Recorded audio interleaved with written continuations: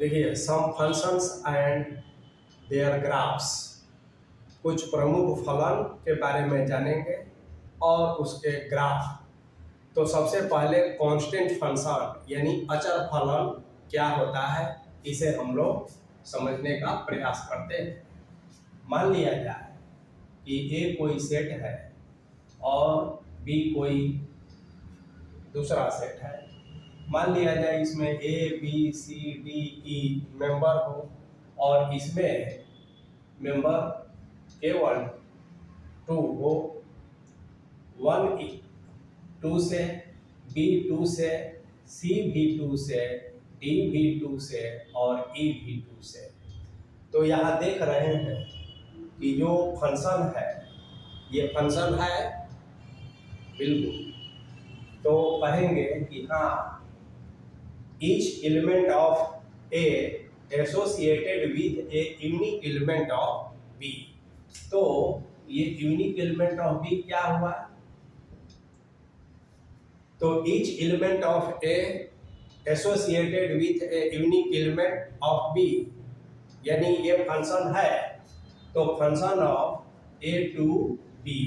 अब यह एक खास तरह का फंक्शन है कि डोमेन का हर एलिमेंट रेंज के एक ही एलिमेंट से एसोसिएट हो रहा है, यानी डोमेन के हर एलिमेंट का एक इमेज या इमेज 2 है, constant.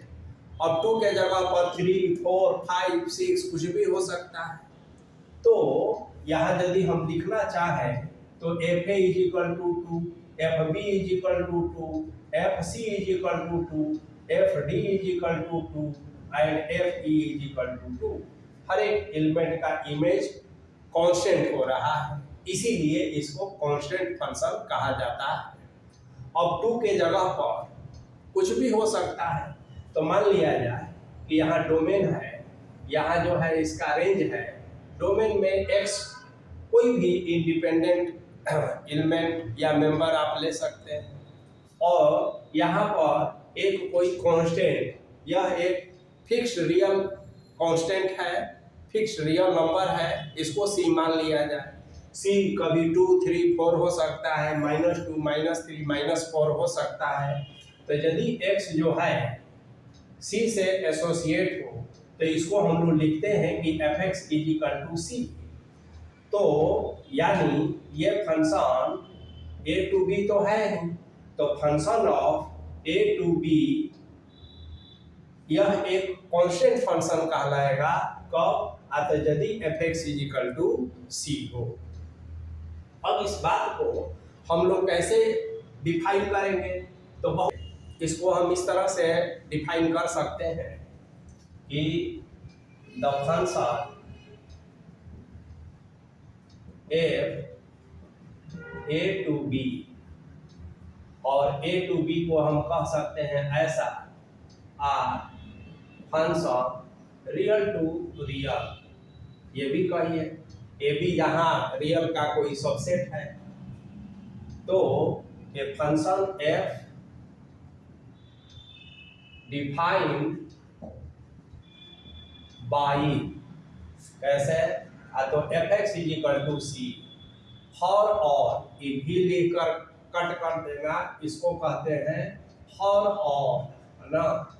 c belongs to r, r माने सेट ऑफ रियल नंबर्स, यानी कि c कोई कांस्टेंट है। तो the function a to b defined by fx is equal to c for all c belongs to r, ठीक है, is called constant function. Constant function यानी कि अचर फलन। हिंदी में भी वही बात कहेंगे कि यदि fx बराबर c हो तो इसे जो है कांस्टेंट फंक्शन कहा जाता है। अब इसमें हम लोग क्या देख रहे हैं कि इसका जो डोमेन है कांस्टेंट फंक्शन का, है ना, तो डोमेन ऑफ f क्या होता है? तो रियल होता है, यानी कि डोमेन में कोई भी एलिमेंट मेंबर आप ले सकते हैं और इस कांस्टेंट फंक्शन का जो रेंज होता है वो सिर्फ और सिर्फ उसमें एक ही एलिमेंट होता है जिसे हम लोग सी से डिनोट करते हैं। अब यह सी जो है 2, 4, 6, 8, -4, -5 कुछ भी हो सकता है। जैसे हम लोग फोटो बनाए थे ABCDE और यहाँ 2 लिख दिए थे, तो यहाँ देखिए अब यहाँ पर हम x लिख देते हैं, यहाँ पर c लिख देते हैं, तो इसमें एक और केवल एक ही एलिमेंट होता है। तो हम कांस्टेंट फंक्शन को ऐसे डिफाइन कर दिए। इसका डोमेन जो है रियल हो सकता है या रियल का कोई सबसेट होगा, और इसका रेंज जो है केवल और केवल सिंगलटन सेट होगा। सिंगलटन सेट यानी जिस सेट में केवल और केवल एक ही मेंबर हो उसे सिंगलटन सेट कहा जाता है। तो हम इसको दूसरे तरीका से भी डिफाइन कर सकते हैं, क्या कि a function A to B is called a constant function, a constant function if its range is the singleton set, singleton set. तो ऐसा फंक्शन कांस्टेंट कहलाएगा जिसका रेंज सिंगलटन सेट हो। अब हम लोग देखेंगे कि इस केस में बहुत सारा एग्जाम्पल्स आप ले सकते हैं, जैसे fx = 2, fx = 3, fx = -5, fx = 7/2। तो ये एग्जाम्पल्स हो गया कांस्टेंट फंक्शन का, यानी ऐसा फंक्शन जिसके डोमेन में तो पूरा रियल हो और उसके रेंज में केवल और केवल एक एलिमेंट हो या मेंबर हो। अब इस कांस्टेंट फंक्शन का ग्राफ के बारे में हम लोग देखेंगे कि हम कैसे इसका ग्राफ जो है ड्रा कर सकते हैं। आइए इसको देखते हैं, ग्राफ ऑफ कांस्टेंट फंक्शन, है ना। तो इसको हम लोग ग्राफ्स के बारे में देखिए। तो मान लिया जाए कि fx = 3 यह एक कांस्टेंट फंक्शन है। अब इसका ग्राफ कैसे आप करेंगे, तो पहले आप ग्राफ ड्रा करना जानते हैं। यहाँ आप x कह दीजिए और यहाँ fx कह दीजिए। आप जानते हैं कि fx को ही y भी कहा जाता है, तो आप इस फंक्शन को ऐसा भी लिख सकते हैं। अब अगर x का मान लेते हैं 0 है, तो fx 3 होगा। देखिए f0 = 3, ये कांस्टेंट है। 1 लेते हैं तो f1 = 1 होगा, तो ये भी हो जाएगा 3। अब x का मान अगर 2 लेते हैं तो भी होगा 3, -1 लेते हैं तो भी 3, -2 लेते हैं तो भी 3, यानी x का मान कोई भी आप रियल लेंगे तो उसका वैल्यू हमेशा 3 ही मिलेगा, कांस्टेंट ही मिलेगा। अब आप इसको ग्राफ पर कैसे शो करेंगे, तो देखिए ये 0 हुआ, 1, 2 और 3, फिर ये -1, -2, -3, 1, 2, 3, 1, -2 और -3।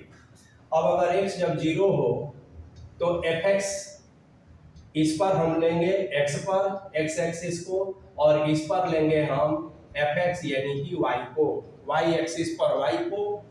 अब x का मान यदि 0 हो तो fx 3 हो, यानी कि हम इसको ये लेंगे तो ये पॉइंट हो गया, यहाँ एक पॉइंट प्लॉट कर देंगे। जब x का मान 1 हो तो भी 3, तो यहाँ पर एक पॉइंट प्लॉट कर देंगे। जब 2 हो तो भी यहाँ पर एक पॉइंट प्लॉट, 3 हो तो 3। अब आइए -1 हो तो भी 3, यहाँ पर पॉइंट प्लॉट, -2 हो तो यहाँ पर पॉइंट प्लॉट। तो इस तरह से ये प्लॉटिंग हो गया पॉइंट्स का। और ग्राफ कैसे ड्रा करते हैं, तो इस पॉइंट को आप एक लाइन से मिला देते हैं, तो यह जो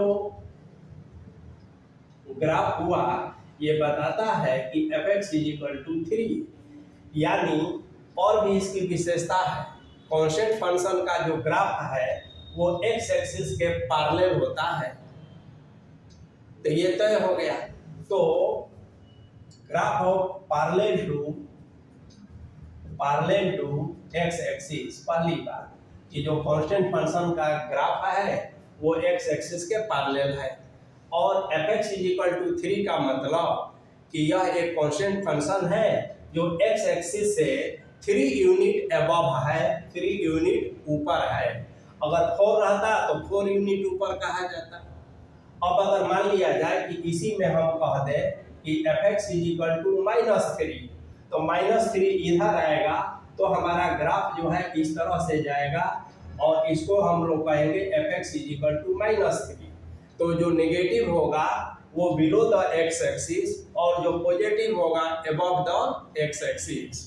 अब ये 3 और -3 पार्टिकुलर वैल्यू है, और इसी को हम अगर c कह दें तो c का ग्राफ अबव और बिलो, तो इसको ऐसे कहेंगे कि fx = c। तो when c is greater than 0, जब c 0 से बड़ा हो तो ग्राफ जो है ना एक्स एक्सिस के ऊपर हो जाएगा, fx = c। जब कहेंगे कि when c is less than 0, तो ग्राफ जो है एक्स एक्सिस के बिलो हो जाएगा, और तब कहेंगे fx = c। और तीसरा एक केस होगा व्हेन c = 0, तो स्वयं एक्स एक्सिस ही जो है यहाँ fx = 0, तो स्वयं एक्स एक्सिस ही जो है इस कांस्टेंट फंक्शन का ग्राफ हो जाएगा, यानी y = 0। अब y = 0 यह कोऑर्डिनेट ज्योमेट्री में भी पढ़ने को मिला है कि एक्स एक्सिस का जो इक्वेशन होता है y = 0, तो कोऑर्डिनेट से भी इसे हम समझ सकते हैं। तो ये हुआ कांस्टेंट फंक्शन और उसका ग्राफ।